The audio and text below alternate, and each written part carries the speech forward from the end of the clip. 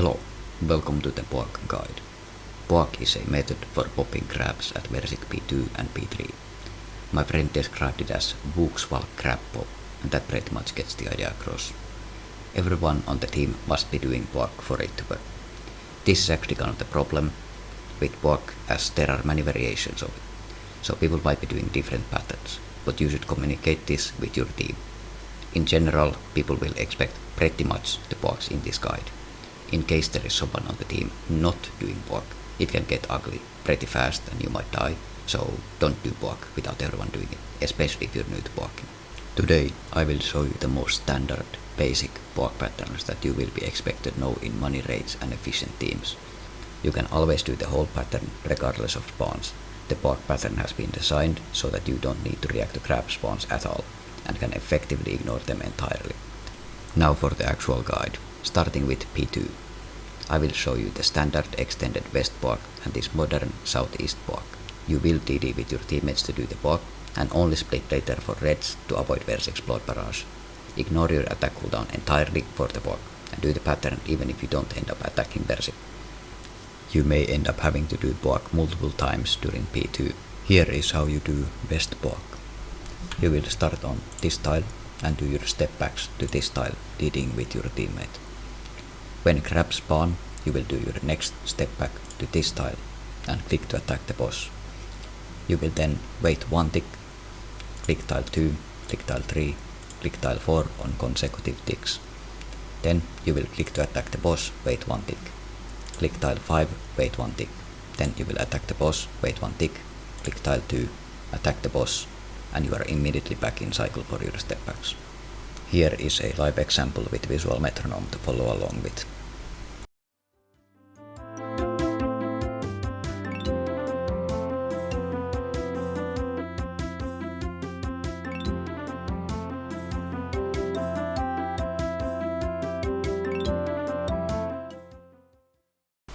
I highly recommend going into an entry mode with a bronze pickaxe and practicing alongside this clip until you are flawless. Here is how you do east Boak.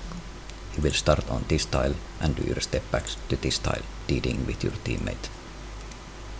Once crabs spawn, you will do your next step back to tile labeled 1 instead of this tile. Then you click to attack the boss as normal.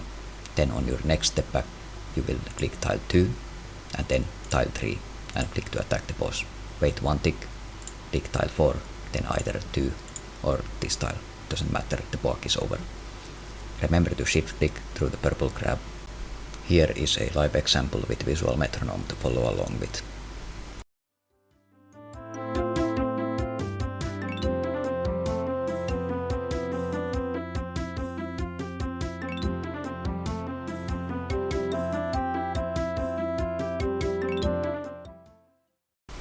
I highly recommend going into an entry mode with a bronze pickaxe and practicing alongside this clip until you are flawless. In case something goes wrong at P2 Boak, there is very little you can do to recover from mistakes, as crabs must be lured in specific ways for the pops, and it is difficult to react to anything going wrong in time. The worst case scenario is west Boakers just go north and east Boakers go south, abandoning the pattern entirely. To end the P2 section, let's talk about cutting short. You may notice that sometimes certain crabs didn't spawn. If you can recognize what crabs are popped at what section of the Boak, you may exit the Boak midway through the pattern based on what didn't spawn and what did spawn, and continue sidewalking as normal. This is for advanced Boakers only, and pretty much is kind of an ego thing to do. I should also acknowledge the existence of northeast Boak. This variation exists to deal with extraordinarily rare south crab spawn.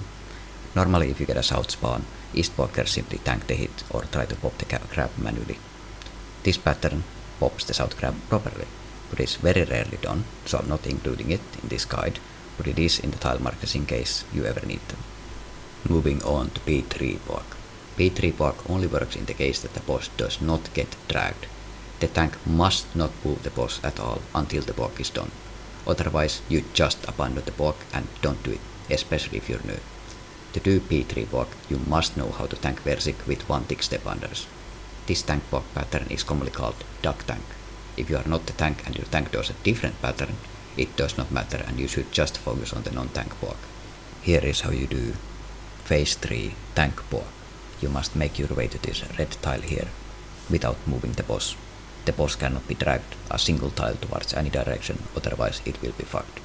Once crabs spawn, you must time your walk based on the crab's movement. The easiest way to do this is to have them radius or true tile mark. The tick after their true tile or radius marker moves for the first tick. You must start your walk by clicking on this tile, then immediately clicking this tile which is under the boss. Then click to attack the boss. Wait one tick. Click this tile. Once you reach this tile, you click this tile. Once you reach this tile, click this tile. Once you reach this tile, click to attack the boss.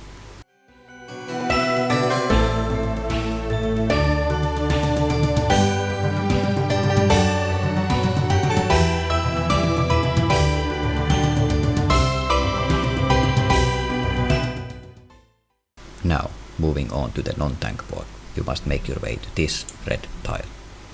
Ideally, don't lose ticks. Once crabs spawn, you will use the exact same timing as the tank walk to start your walk. The second tick of the movement of the true tile or radius marker of the crabs. This timing will make much more sense with the example clip. To start the walk, you will click on this tile. Then you will click to attack the boss. Click this tile. Once you reach this tile, you will click this tile. Then you will click to attack the boss. Click on the red tile, then back on the green tile. Then you will click anywhere here, 2 tiles further away to the west side of the arena. Then you will click back again on the boss and then move to the south side in preparation for webs.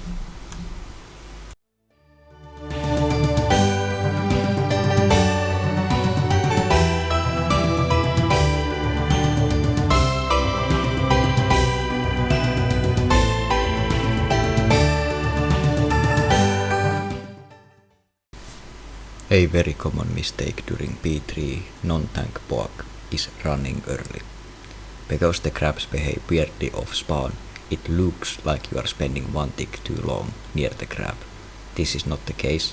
Trust the timing based on the true tile or radius marker of the crab and don't run early, otherwise you will drag crabs into your teammates.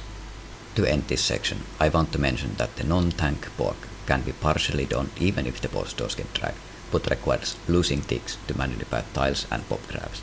But expecting your teammates to freehand pop crabs the same as you do is inane, so you are very likely going to die and be vaporized by the 3 east crab spawns. Do not even think of attempting the tank walk if you drag the boss.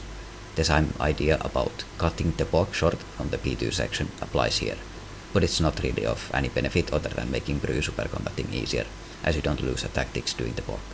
If you notice you 6 tick an attack during the tank walk, that is intentional. The only way to not lose this tick, regardless of if you walk at all, is to chance a melee hit on the boss, so you just lose 1 tick in order to not melee your teammates. There is of course information missing from this guide. It's supposed to be just for running the walk itself at a basic level. I do know some common mistakes that I could go over. Many people doing the P3 non-tank walk tend to click back to the red tile instead of going to the yellow tile. This is not a huge deal, but it can result in some damage that was avoidable, so you can blame your teammates for it. As for ducktank, not waiting a tick to attack after the step under would be the most common mistake. P2, maybe you forget to shift pick through the purple crab, or you don't delay a tick correctly, but there aren't really any common mistakes that everyone does. It's always something different and something quite small. Once you've learned the walk from this guide, you should be able to learn any new pattern or variation from just a clip of someone doing it.